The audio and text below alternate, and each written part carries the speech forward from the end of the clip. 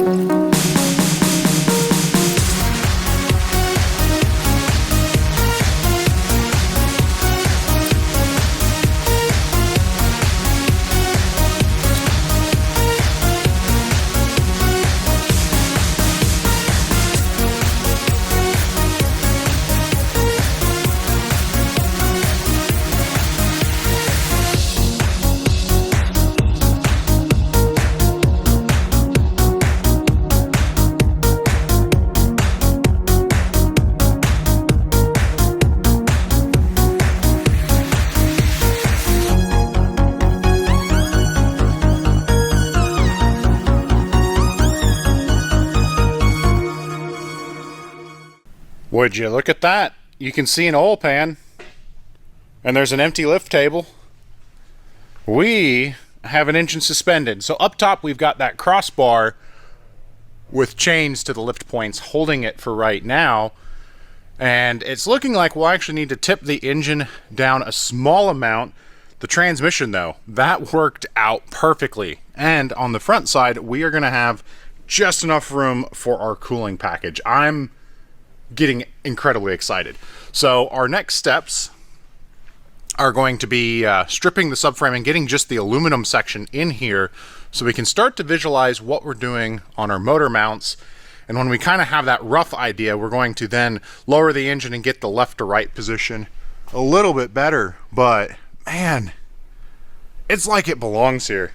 This is incredibly exciting. Let's set up and get the subframe over here and see about making it permanently at home. Giving up your dreams to your silly demons.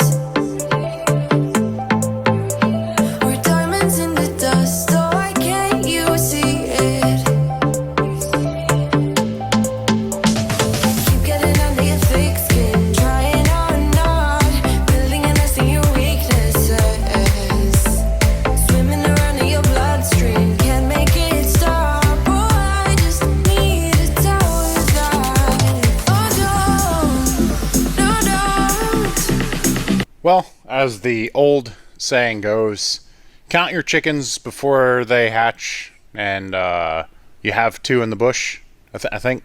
Well, no, we were counting chickens before they hatched, and we started to fit that subframe, and we're running into issues. Now, we expected some fitment problems, and we were contemplating basically cutting this front section and grafting it in for our power steering rack and motor mount solution. But it's just as we keep working it in, it's kind of getting worse. So we're trying to come up with our game plan. We're going to have to run and get some materials. I had one idea of basically this entire middle getting cut out, and we'll go with some thick aluminum square tube, which will allow us to lower the engine actually better into the ideal position. It's tilted a small amount. Doing that will help us out a good bit for steering rack and everything else, and give us our flat points for the motor mounts and our steering rack, because the way the steering rack mounts on the IS is it just goes flat instead of the clamps that the SC uses. And then we come back here to the rear, and we're going to have to cut and notch that center section, so we're going to clear the bell housing. So, you know, we're doing a crazy swap, and we knew fab work was coming, and it is fab work time. So I'm going to sit down, we're going to brainstorm a couple other little whirly-woos and possibilities and ideas, and throw spitballs at each other and see what's sticking, and make a shopping list for some metal, and then we get to make sparks fly.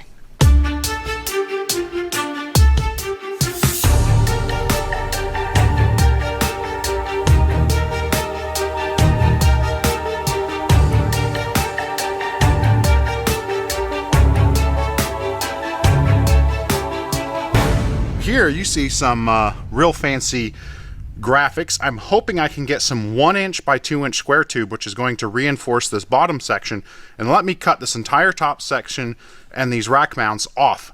That's going to let our engine drop, and then we can set up a real nice positioning to use factory ISF motor mounts, so it's an off-the-shelf part to fix it. And it's also going to put us in a position to mount the ISF steering rack with, you know, again, the least amount of custom parts. The most custom thing is going to be the subframe. We want to try to keep it serviceable and everything else off the shelf. And as you can tell, if I'm able to find that square tube, we gain a ton of clearance, which is going to bring our engine down to the perfect point and keep us moving right along. So I'm really excited, and we have a trip to the big city tomorrow, and hope Metal Supermarkets has everything we want. So maybe we'll see you there.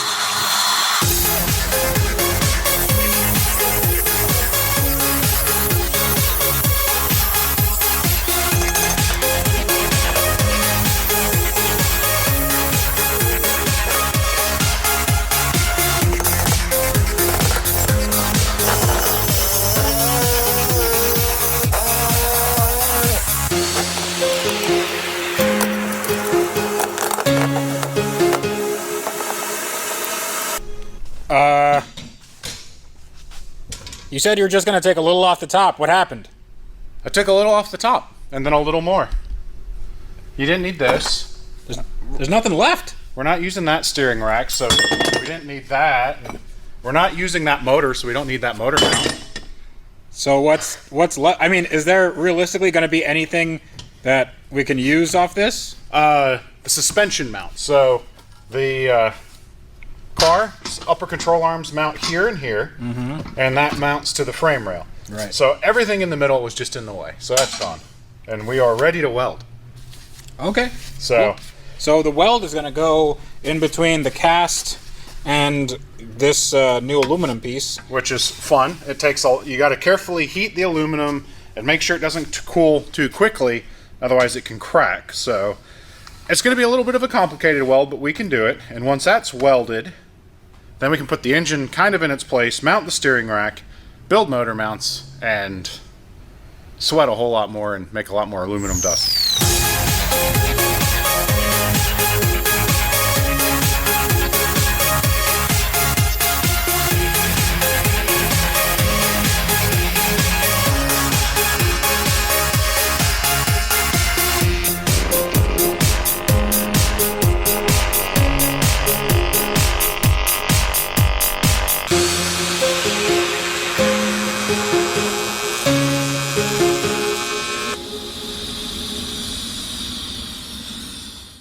All right, we've been making a lot of progress, some of it on camera, where we are trying to solve the motor mount problem. This is one of our factory mounts, and we were realizing there's no way to make it work, so we ran next door, and our friends AJ at Vision Conveyor cut these on the water jet for us, and we have some really cool footage of that we can insert right now.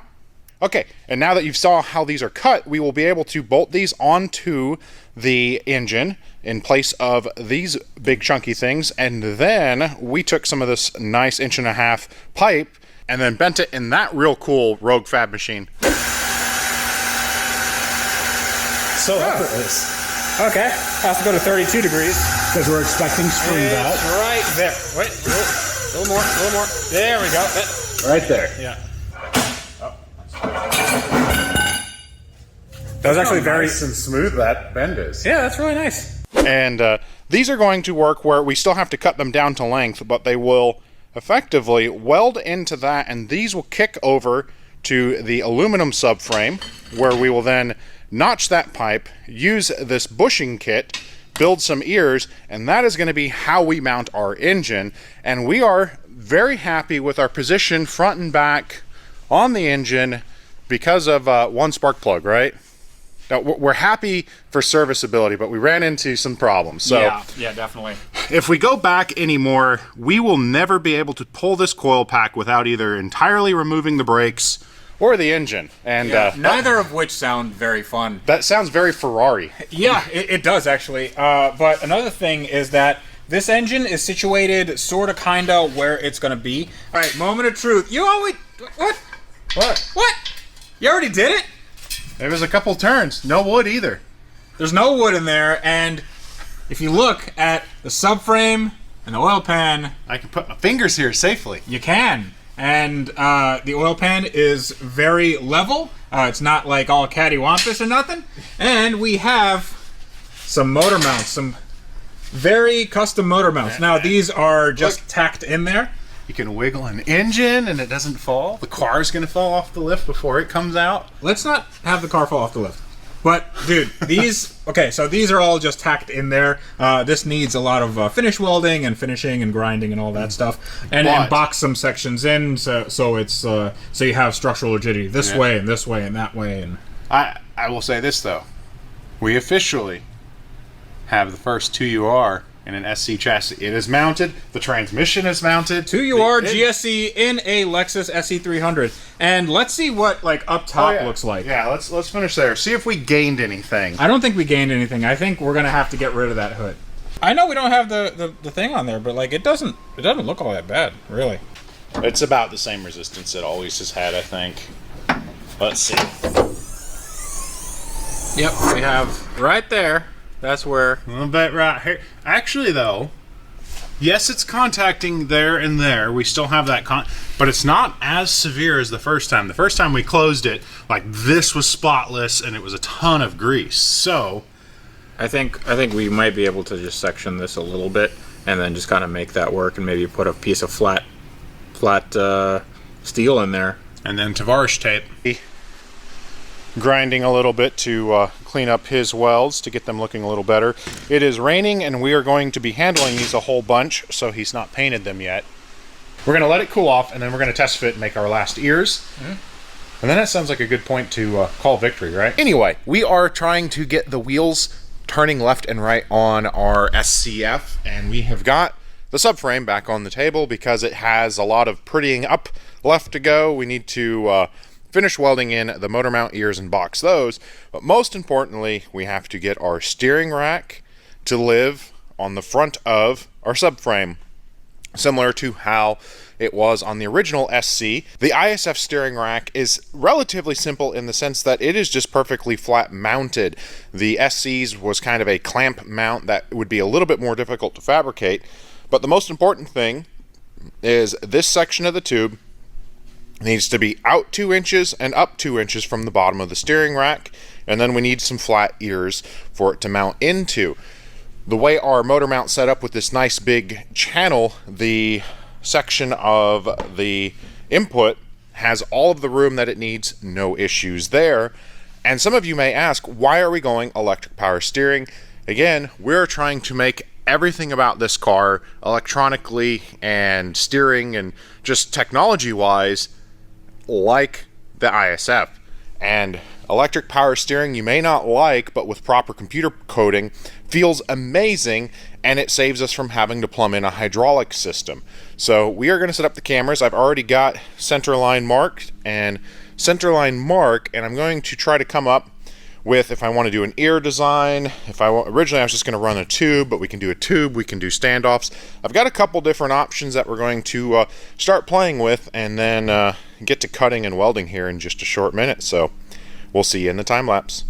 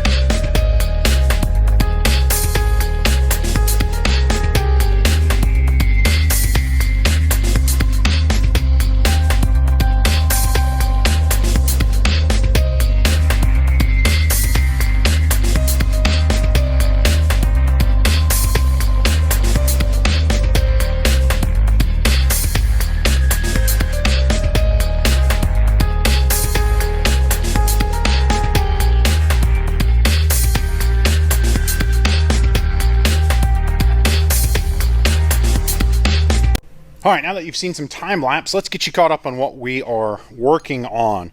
These are the first couple versions of our rack standoffs, trying to come up with different distances. Couldn't fit nuts in behind this, and I was kind of getting frustrated because I have friends that can make perfectly straight lines with those tools, the Portabands. I'm not that good at it, so in my frustration, I went and bought the Finest China offering, and that's about as good as I am at making straight cuts. I tweaked it a bunch, and we're getting within probably a 32nd to 16th of an inch straight, which is going to work for what I need, but I kind of wanted that to be perfect, and oh well. So we have our first one cut out. I need to clean it up, but what we're going to be looking at doing is interlocking into our added in brace, and then what that's going to do is let us slip our nut into there, and we center and we'll drill our rack mounting hole there. So we just make another one of these, clean it up a little bit, get that welded in, drill some holes, and we're going to have a steering rack that mounts to our subframe. Again, the subframe still has some cleanup work. Once I get those mounts on, I'm going to put another tie brace in here, and I'm going to offset it just a little bit lower than our cross member right now. And the reason I'm doing that is, if you remember in the last episode, our oil pan just sat a tiny bit below the aluminum subframe, and we just want to prevent potential oil to speed bump impact.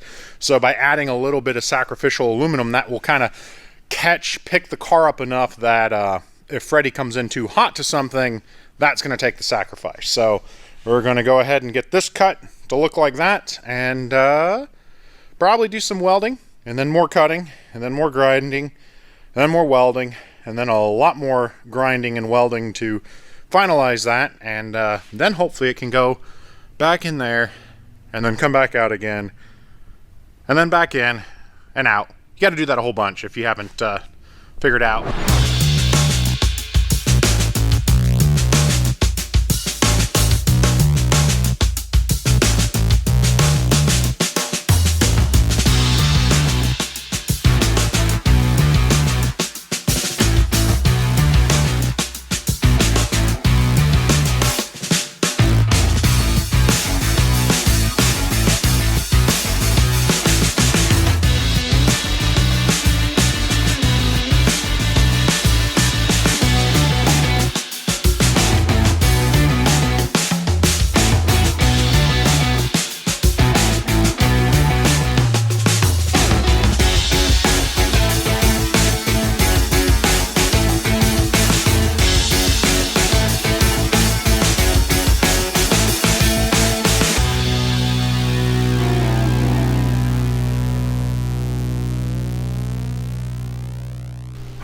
you guys ready for the big moment? We have a steering rack mounted in the car, and it doesn't fit at all. So we were trying to keep the SC location since we're using SC suspension, and with it drilled and mounted there, I have one of our engine mounts in, and it's sitting on the electric section.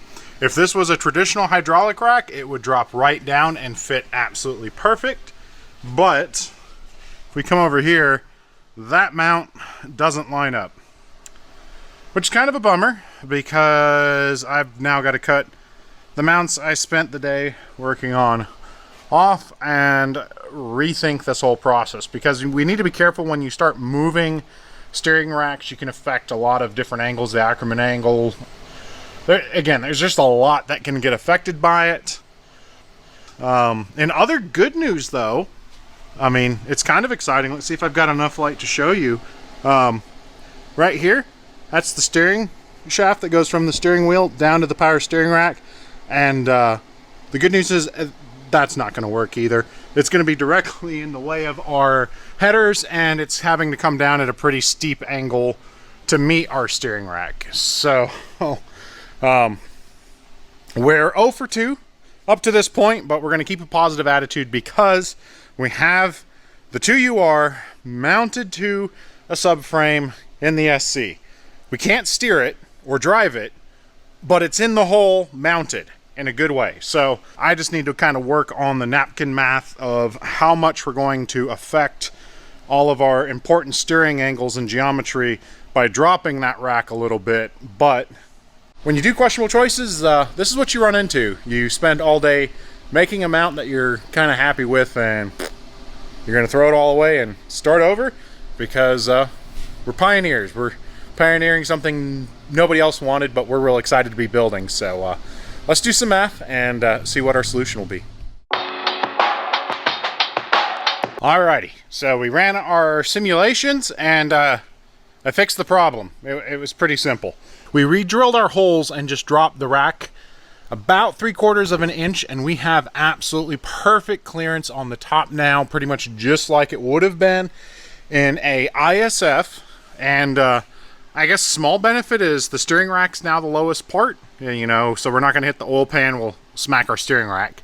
What we're going to do to fix that is I've got another section of this 1x2 that will box in below here, tie into our rack mounts, and it'll kind of be the sacrificial section of our subframe.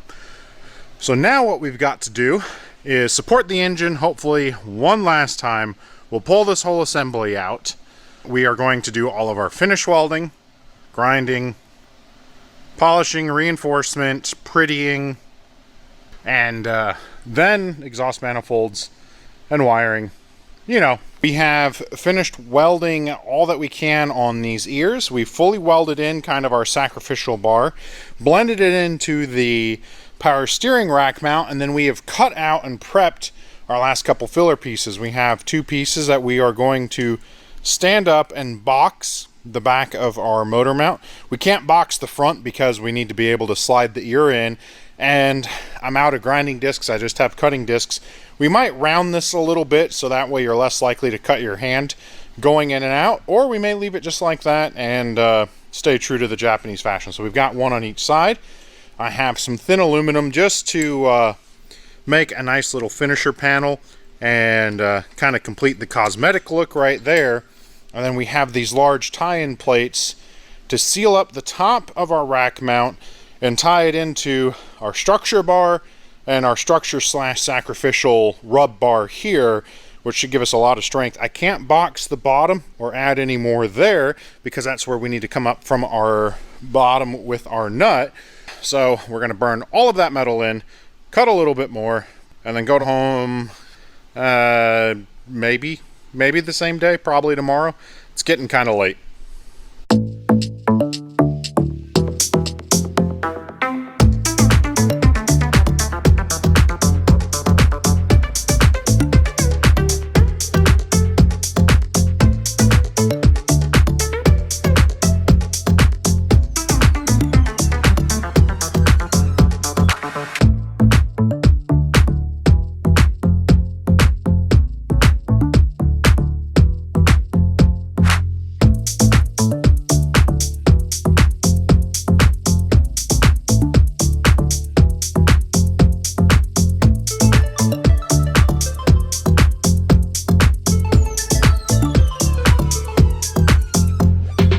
I'm not going to say they're my best welds. They'll hold and look pretty good after a little bit of grinding.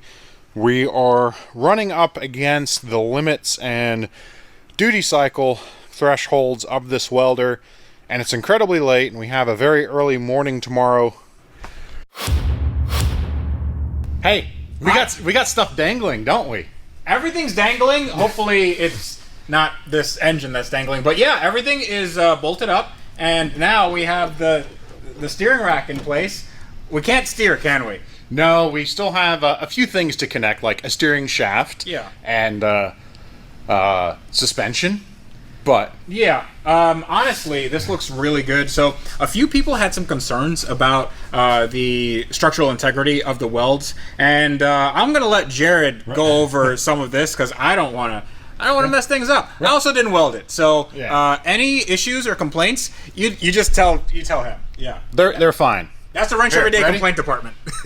That ain't going anywhere. What if it just fell apart? That's the whole thing, right? Right into all of that. So some of the concern, you can't see it now with the rack here, is this 90-degree angle in the subframe because we have a relatively small tie-in. Since that engine subframe episode, we have more reinforcement welded in. We actually have our oil pan set a little low, so I welded in another bar to kind of serve as sacrifice for small scrapes instead of our oil pan. And the reason I'm going to say, yes, it's an area of concern, but it's not extreme concern on this particular chassis to have that right angle because we have our big uprights that are secured directly into our unibody frame rails. So any flex that we would end up in that corner is going to literally require all of the frame rails to move, twist, and bend, which you do get some movement in normal driving and circumstance, but I don't see, short of crashing the car, any direct harm. So you can see more reinforcement. Again, it is a heavily boxed in corner to try to alleviate all of that. Again, ideally you would want to avoid a right angle in this application. I feel very comfortable with it. I told Freddie I would take this thing and hoon it away. Just avoid, crashing. So now you understand why I'm not as worried about that subframe and feel that it is plenty strong. What say you? We got something here. Oh, we're just jumping right into the box. Also, I'm very wet because I'm excited. And also, I was outside and it's raining. Yeah. But I'm excited because we have. Oh wait, you missed it. What did I miss? Thank you for anything less than 5 stars is a disappointment for them. Okay, so we're gonna find out if our motor mounts and everything kind of work with a header. And if you guys don't know what a header is, it's basically an exhaust manifold that's all shiny. So it has to be shiny, otherwise you can't call it a header. That's not true. So this actually does not look too bad. The only thing that we're worried about here is fitment. These are long tube headers. It's going to give it a more racy sound. And on an ISF or any 2UR, like you legitimately can gain 40 to 60 wheel horsepower with that header. Yes. Like it is a huge improvement to open up and let these things breathe. So let's see if you can stick it in the hole. what this thing looks like. Yeah. So. Well, you've already gotten farther than you could on an ISF for installing it with everything in place. So. Hold on. I got it. You got it? I got it. You still have the dipstick in. And that gets in the way. Installed. So I think we're gonna need to get rid of this guy, just to get some more room up here, Room so to we don't have fit to. up. Yeah. So this is super easy. 6 bolts, and it's out. Yeah, so let's do that and then see if we can get exhausted. So, this was all going to be time-lapse, but I had to order a replacement lens because my GoPro broke. Yep. I aimed it at Freddy and it cracked. Yeah, it couldn't handle the awesomeness. The something. Yeah. Speaking of awesome, Yes. our tie rod ends there. Are they awesome? Toyota Camry. That's right. So the jury's out on whether these are actually going to work. But Well, we may have to shorten them. They're a little bit longer, so yeah. they should work. It's the same profile. It's the right ball end. You know, Well, Grandma always said, if you got the right ball end, doesn't matter how long you are. Anyway, so you talk about ball ends with your grandma. anyway, so I think we're looking good for fitment here, actually, which is based on absolutely nothing. You've gotten it. Well, we're on the driver's side now because you decided you didn't want to pull the 10 millimeter to remove the dipstick and test the first side. No, I don't want to do that. No, That's too much work. That's a little. Well, you gotta. The car has to come down, and I'm already doing this. I'm already Right. doing the thing. So That's a job for the off-air pixies. that's right. That's for the that's for the actual crew that does all this work. We're just the beautiful faces. Yep. Okay. All right, it's up. Hey, so What are you hitting? literally everything. So It shouldn't be hitting the engine, at least, because it is designed for that engine. come back. Hey. All right. You know what? This is kind of nice. Just sitting down and watching someone work for a change. Okay. So that's On. on, and honestly, it doesn't like other It than clears the body and everything pretty well. Ish. I mean, that doesn't really. we don't need that. Yeah, so this'll do its thing. Well, Now, go ahead and get a nut or two, right? What about the steering shaft? actually, the steering shaft should go right across here. So it's So it should go through the hole that is kind, that bend that's kind of there for a steering shaft. yeah. It'll clear it for sure. So it should Oh, go, yeah. go right through there. We have. Oh yeah, I see a straight line. So the steering shaft works, but what is a little worrying? So let me put a bolt. Let me put a nut in there. All right. So I put one nut in there. The good news is we didn't even have to do that bash bar. Your headers are the new bash bar. Yeah. So the headers don't look like they fit. So it turns out when you're building an SCF, OBX, RCF headers aren't the ticket. Well, honestly, these aren't too horrible. Okay, you know what we should do? Let's put in like The other side? Let's put in like 2 or 3 nuts and just tighten them down. See how it fits against the block, and then we'll offer this up. Maybe we just have to bash this in. Maybe we just have to like section that out a little bit, and then Well, and it fits. again, because I like not- where this is. If this is coming down like here, this is perfect. Well, instead of bashing, because this is kind of a kick, we may just can re-weld that one section.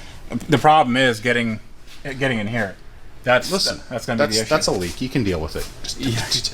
Exactly. Yeah. So Okay. Well, we'll turn off the camera, tighten a couple bolts, and pick you guys up. And do you want to transition this? What did we find out? something magical. Well, there's magic, and then there's Just magic. There's just magic. there's opportunity for you to fabricate and magic. Yeah, which is So- different kind of magic. So we have our headers here, and right off the bat, you can see that they are just a little bit lower than the pan, which is actually fine for me. Right. I'm fine with having exhaust being, a little scraped zone. Guards. Yeah, but if we just take out a little bit of metal here and then just use a BFH on this, A Tanya Harding. a Tarna Harding, 3000. yeah. And then what we learned is that Yeah. the entire system Like is the whole rest of it. I it mean, looks like tailor-made for the SC chassis. like it's amazing. Like this goes in exactly where it's supposed to. The only thing I don't see is where the tie-in, where it can hang. So we'll just have to make some hangers, which is that's really not a big deal.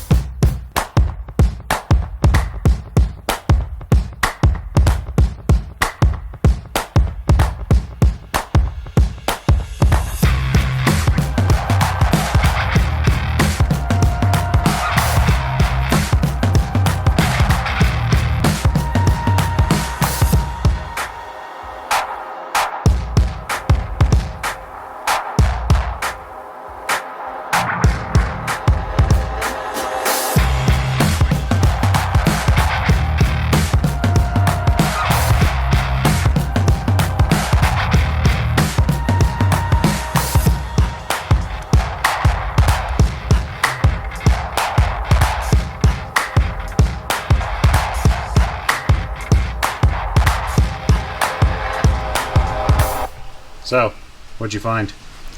Well, it's not what I found, it's what we found. So this is the value plate leak, and you can see how bad it is. And I'm kind of like very impressed at how Lexus could build such a amazing engine, and then on one of these components, they just fail. Yeah. Well, and it goes to show, again, we saw the smallest amount of pink tracing on the outside, and if you have one of these cars and you're like, oh, it's not that bad, It is yes, that bad, yeah, for sure. Yes. The worst I have seen is a literal pool of coolant to this level, this entire section full. And It's possible that was here. absolutely, and it evaporated, and that would explain why we have some tracing all the way up to that point. And also, I mean, the car goes, it gets sloshed around, and if there's a leak and it's spraying somewhere, also, and this is all, this is sediment, so probably the coolant hasn't been changed very well. Well, this is actually a fairly normal thing with the Toyota additives. When they get out and boil, Yeah. that's what you're left with. So that's not too alarming. The reason you have these leaks is it's not an O-ring or any type of gasket underneath there. It is a form-in-place gasket, FIPG, and the assembly plant, well, they use the wrong stuff. So Toyota does this a lot. So the 7M GTE, the Supra turbo engine, the Mark III, they didn't torque the head bolts down enough, and then all of them blew their head gaskets. Not all, but many. Every single one. And if you talk to the crazy people, or I'm sorry, the enlightened people, Okay. that was in order for them to sell their cars in the United States, they had to be unreliable. So that was a U.S. government. So they're playing the long game there. That was the U.S. government mandated torque spec, so they couldn't be reliable. So they said, just put a few extra bolts in your cylinders. Yeah, so they and don't then, last. as soon as you turn them on. But yeah, so this is a wrong type of sealant, and if you buy it from Lexus or Toyota, I think it's an $85 tube of silicone. If you do some careful shopping, I think we got it for like $35. But, Yeah, but- who knows? It might have been new old stock from 2000 whatever. well, no, it's a totally different part number. Now, one other thing is, if you ever attempt this job, shh, trying to talk. I'm very excited. Keep talking. But they will tell you to remove these fuel rails. Those are your direct injection injectors, and they like to be stuck, and they're likely to break. Okay. So don't do it. As you can tell, it's not required. You do have to remove this crossover pipe and a couple small things, but you do not have to pull those injectors. You smell something? I smell some gas. It's not gas. It's Oh, yeah, it's the coolant smell. There we go. it smells almost like rotting fish or something. It smells moldy. It's kind of a rotten smell. So we are going to turn off this camera, turn on the other camera, get these bolts out, and Hold up! No. Oh. Okay, let's do it right now. We we'll don't do need it to, like. I'm we sorry. don't need to turn anything off. Okay, we'll keep on going. People in the comments, they're like, well, Jared just does everything and Tavares doesn't do anything. So watch Well, this. I- This, guys. What's this? What am I doing right now? Whoa, that was a lot of work that I just did by myself. So what's great about these bolts is that they get held in pretty well with all the nasty coolant sludge. Yep. So, what? One more. That should be. All right, I believe. I just need a Pry bar. pry bar. I'll just take one of these. It's fine. Okay, so start in the back. And you can kind of catch a lip a little bit there if you can. Otherwise, you'll need to get a pry bar to come in from the side on the pry. Oh, what is that chunk? Oh, that's some of our wiring harness connector. Actually, do you have a flathead somewhere? I do not. Okay. Then You said we're doing this live. we are doing. Okay, we can do this live. We can do this live. I swear I can do this. I can do this. You know, you could walk over and just get the right to. Whoa. There you go.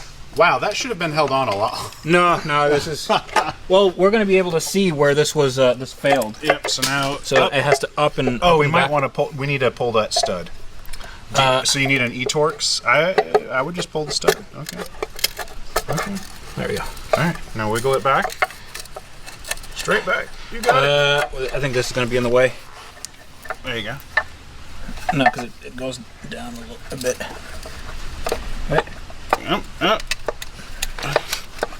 That's all. Oh, there we go. Now forward. Look at that pretty bath of coolant. Oh yeah. On camera, it looks amazing. Everybody in the pool. So let's see where this failed. Basically, it looks like they use, again, it's an oil. It's hard to see it, and it effectively fails everywhere. Because it's an oil seal. Right here. Looks like Oh, yeah. It right there. is one of the spots. It looks like they didn't. Didn't quite get it. Right here, you've got a spot, likely. That's a likely spot. That whole section, potentially. So, Well, this is what happens when you don't use the right gasket making material.